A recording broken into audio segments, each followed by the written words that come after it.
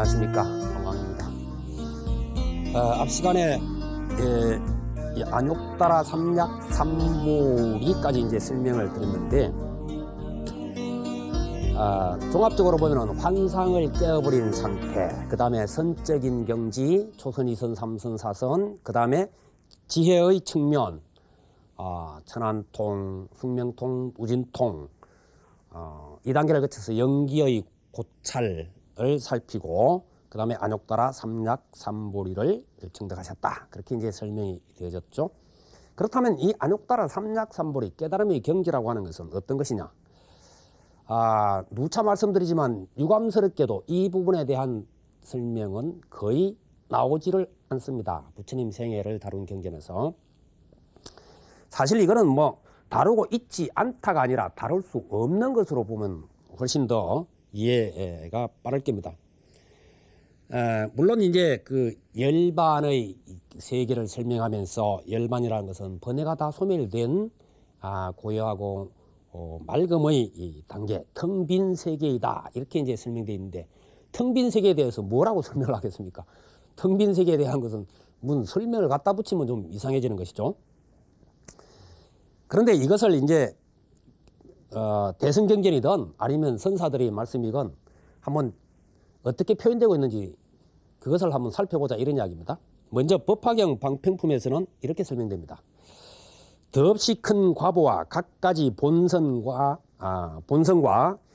형상의 뜻은 나와 부처님과 시방의 모든 부처님들만 능히 알고 있을 뿐이니, 이 법은 남에게 보일 길이 없고 언어로 표현할 길이 끊어져서 현명하든 어리석든 중생으로서는 능히 이해할 수 없습니다. 그러니까 이야기를 해봤자 이해도 안 될 뿐더러 이건 말로서 표현할 성질이 아니다라고 지금 그냥 아예 딱 끊어서 지금 말씀을 해놓으신 부분입니다.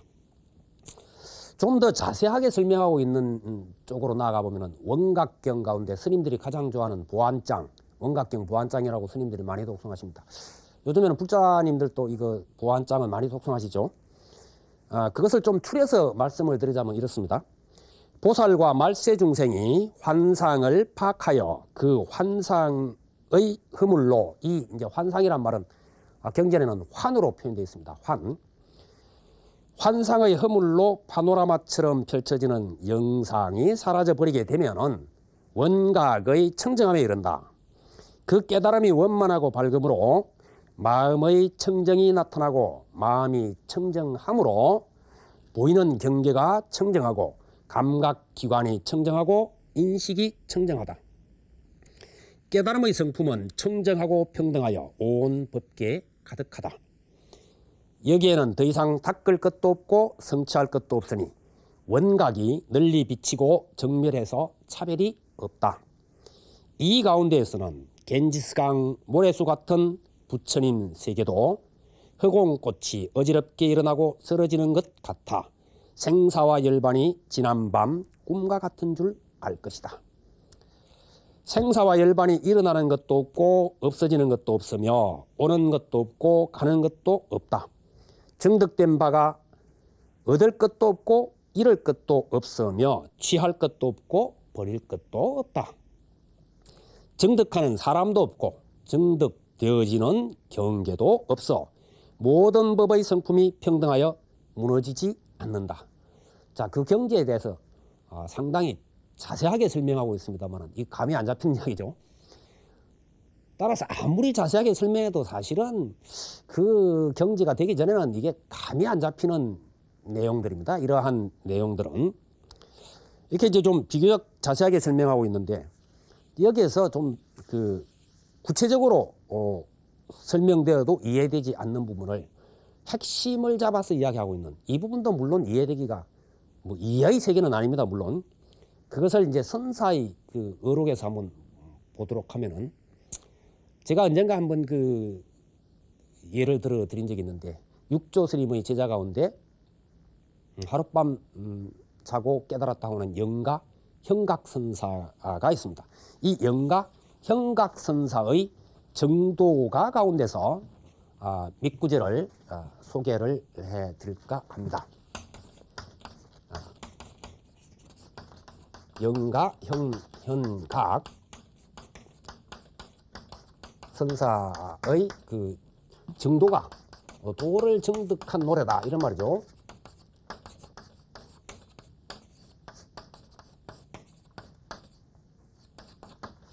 그냥 제가 번역한 말만 소개하는 것보다는 원문을 쓰면서 소개를 하면 훨씬 더 맛이 날 것 같아서 제가 쓰면서 말씀을 드리겠습니다.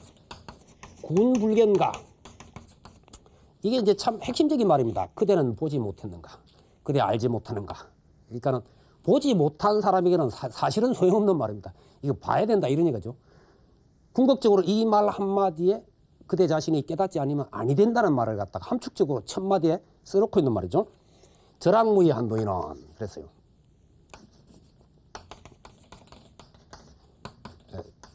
절학, 배움의 경계를 넘어섰다는 거죠. 절학, 배움을 끊었다 하는 것은 절학무의 한도인, 억지로 뭘 하는 단계를 넘어섰다. 무의, 한도인, 한가롭다. 이제 어떤 것도 다 넘어서 버렸기 때문에 한가로운 도인다 이 말이죠. 절학무의 한도인은 부재망상불구진이라 그랬어요. 제하지 아니한다. 무엇을? 망상을 제하지 아니한다는 거죠. 망상, 우리가 이제 망상을 설정해두고 망상을 자꾸 제하는 단계가 분명히 있었죠. 앞에서도 이제 계속 설명드렸는데, 망상을 제하고 뭘 구합니까? 참됨을 구합니다.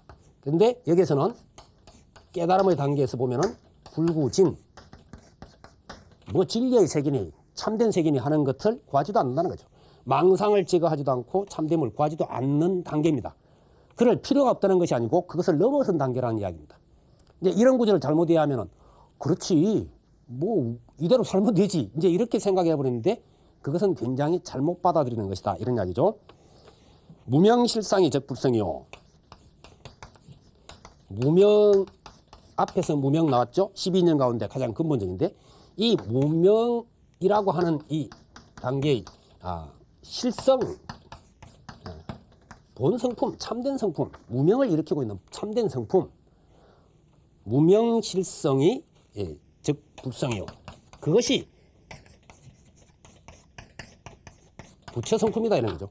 그러면은 우리는 무명과 불성은 전혀 별개로 생각하고 있는데 실성을 바라보니까 결국 불성이더라 이런 이야기죠. 무명실성이 즉 불성이요. 환화공신이 즉 법신유로다 그랬습니다. 환화, 그 흙개비 같은 것 이런 말입니다. 환화. 흙개비 같이 이 빈 몸뚱이, 온, 개, 공 그러죠. 법신이 즉 법신유로다. 그것이 불변의 진리의 몸, 부처님의 몸 그런 말이죠. 그러니까 우리가 가지고 있는 환화공신 자체가 법신과 같다 이런 이야기입니다. 깨달음의 경지에서는 그렇다는 거죠. 달리 있는 것이 아니다 이런 말입니다. 법신을 이 진리의 몸을 강요 깨달아. 료라는 것은 완벽한 경지에 이를 때 료라고 하는 말을 씁니다. 법신강료 무일물하니. 법신을 깨달아서 한 물건도 없다. 한 물건도 없는 그런 단계죠. 법신강료 무일물. 본원자성이 천진불도다. 근본적인 자리, 그 자성의 자리, 자성이 천진불. 무슨 꾸며진 것이 아닌 본래의 부처 자리다 이런 이야기입니다. 그러면 부처님 세계에 대해서 아주 간략하게 지금 말씀을 해놓고 있습니다. 그 다음에 좀 내려가면 이제 이런 구절이 나옵니다. 방사대하여. 사대, 지수화풍 사대죠. 그러니까 이것은 우리 몸을 이야기한다 이런 겁니다. 몸에 대한 집착, 집착을 놓아버리고 방사대, 막파착. 그걸 거머쥘 생각을 하지를 말아라 이런 이야기다. 아예 집착을 다 놓아버리는 단계입니다. 방사대 막바착하니 정멸성중의 수음타기로다. 그랬어요. 이 정멸이라고 하는 말은 열반이란 말에서 계속 그 번역될 때 그러죠? 정멸한 성품 가운데서 때묻지 않은 환상이 다 깨어져 없어져 버린 그러한 상태에서 수음탁 그랬어요. 마시고 먹는다 이런 이야기입니다. 수음탁 재행이 무상 일체공하니 재행이 무상하여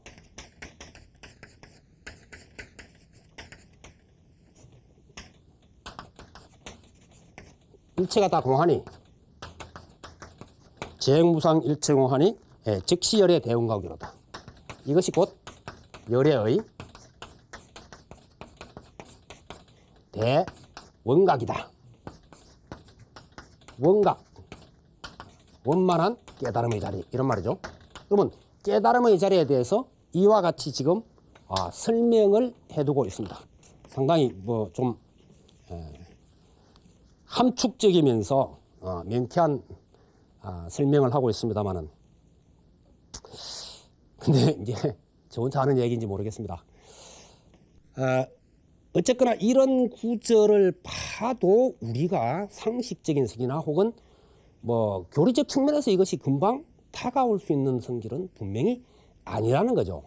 그래서 이것을 결국 언어로 설명하기가 어렵다. 이제 이런 표현을 자꾸 하고 있는데 그러나 바로 영가행각선사도 마지막에 가서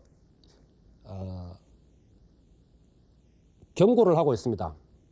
당신께서 이런 그 설명을 하고 있지만은 이것을 함부로 자기 그 생각으로 분별해서는 안 된다라고 이렇게 이야기하고 있습니다. 그래서 제일 끝에 가보면은 막장 광경 방 창창하라 이렇게 되어 있습니다. 하지 말라는 것이죠. 막장 관견 붓대롱 끝으로 보는 듯한 소견. 그러니까는 붓대롱 같이 아주 작은 소견. 하늘이 무한대지만은 그것을 붓대롱을 통해서 보면 뭐예요? 돈짝만한 거죠. 조그마하다 별 볼 일 없다 이런 거죠. 야 뭐 부처님 세계를 해도 그거 뭐 자기 소견이 붓대롱 통만 하면은 야 부처님 세계를 해봐야 그 별 볼 일 없다.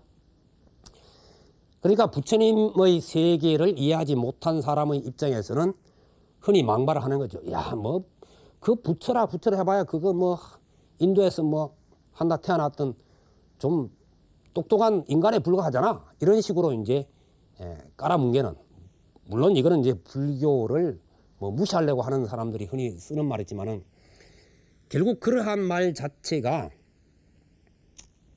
우리가 한 예를 들어서 야 뭐 불교 믿는 사람이 그 예수 별거 있어 이러면은 결국 뭐예요? 자기 소견이 그만큼 보잘것없다는 뜻입니다. 예수님의 실체를 제대로 알면은 그런 이야기 나올 수 없죠. 마찬가지입니다. 부처님의 세계에 대해서, 그 깨달음의 세계에 대해서 맛이라도 본 사람이라면 감히 그 이야기가 나올 수가 없는 거죠. 그래서 위대한 이들에 대해서 막말을 함부로 하는 사람은 자기 소견머리가 그것밖에 안 된다. 자기 세계가 그렇게 보잘것없다는 이야기가 되겠습니다. 참 불쌍하죠. 불쌍하고 불쌍한지라. 거기에서 이제 부처님의 참 자비심이 발로가 나오는 것인데, 그러나 우리가 흔히 어떤 그 불교 교리책이라든지 이런 것을 접할 때 대체적으로 이런 구절을 많이 봤습니다. 부처님께서 깨달으신 것이 무엇이뇨? 그건 연기법이다. 이렇게 설명되죠. 근데 이렇게 설명돼서는 곤란합니다. 부처님께서 깨달으신 세계, 그건 연기법이 아닙니다. 연기법은 하나의 해법에 불과한 겁니다. 깨달음에 이룰 수 있는 해법, 괴로움을 벗어날 수 있는 하나의 해법인 것이지, 연기법 자체가 부처님의 깨달음의 경지다. 이렇게 이야기하는 것은 상당히 문제가 있습니다. 그래서 그러한 부분에 대해서 오해의 소지가 없었으면 좋겠다 하는 것이고요. 이미 앞에서 뭐 법화경, 원각경, 또 정도가 등등을 살펴봤습니다만은 이 세계는, 깨달음의 경지는 말로서 설명하기 어렵죠. 언어도단. 그리고 우리가 마음으로 이래저래 헤아릴 수가 없는 겁니다. 심행체물. 그래서 보통 언어도단이요, 심행 처멸 이렇게 이제 이야기합니다. 마음이 이렇게 저렇게 헤아려 본다든지 움직여서 뭘 알려고 하는 것 자체가 안 된다 이런 이야기죠. 그렇지만 부처님의 세계와 중생의 세계는 다른 것이다라고 이렇게 설정이 되어져야 뭐 부처님 세계로 나아갈 거 아니냐. 그러면 부처님께서 깨달으신 경지가 중생의 이런 고통의 삶과 분명히 다른 점이 있어야 될 것이 아니냐. 거기에 대한 설명이 필요한 것 아니냐라고 했을 때 그때 이제 나오는 것이 열반의 네 가지 덕목이라는 겁니다. 열반의 사덕. 자, 중생의 세계는 어떻습니까? 끊임없이 변해간다. 아무리 우리가 집착하려 해도 유지하려 해도 끊임없이 변해간다. 무상이죠. 근데 이 깨달음의 세계는 뭐예요? 항상하다는 거죠. 무슨 시간이 간다고 소멸되어 버리는 것이 아니다. 그래서 상이라 그럽니다. 상, 항상하다. 그 다음에 중생의 세계는 고통의 세계다 그랬죠. 고통의 세계다. 중생이 지금 겪고 있는 것은 업에 끌려가고 있고 자기 환상에 속해 있기 때문에 고통이다 그랬습니다. 깨달음의 세계는 즐거움이다. 그래서 낙 그럽니다. 즐거울 낙자를 쓰죠. 그 다음에 이제 우리가 나의 실체가 아니다. 내 실체가 그 속에는 없다. 예를 들어서 뭐 몸이라든지 우리의 감정이라든지 우리가 뭘 판단하는 그 속에는 진짜 내 어떤 실체가 그러고 있는 것이 아니다. 이 무아설이죠. 무아설인데 열반의 경지에서는 언제나 자기가 주인의 자리에 서 있다. 그래서 아를 씁니다. 상낙아. 그 다음에 이 중생의 세계가 괴로움을 일으키고 있는 것은 갖가지에 오염되어 있기 때문이다. 이런 거죠. 그런데 그 갖가지 오염된 세계가 완전히 다 사라져버렸다. 그래서 맑을 정자를 쓰죠. 그래서 열반의 네 가지 덕목에 상낙아정 이렇게 이제 설명을 합니다만은 이 역시 중생의 세계와 다른 어떤 세계를 보여줌으로 해서 그쪽으로 발심을 하게끔 하기 위한 것이지 이것 자체가 완벽한 설명이다. 그렇게 볼 수는 절대로 없다고 하는 것을 염두에 두고 우리가 공부를 해 나가면 되겠습니다. 다음 시간에는 이와 같은 경지에 이르신 부처님께서 이제 다시 중생을 관찰하시는 부분을 설명을 드리도록 하겠습니다. 여러분 성불하십시오.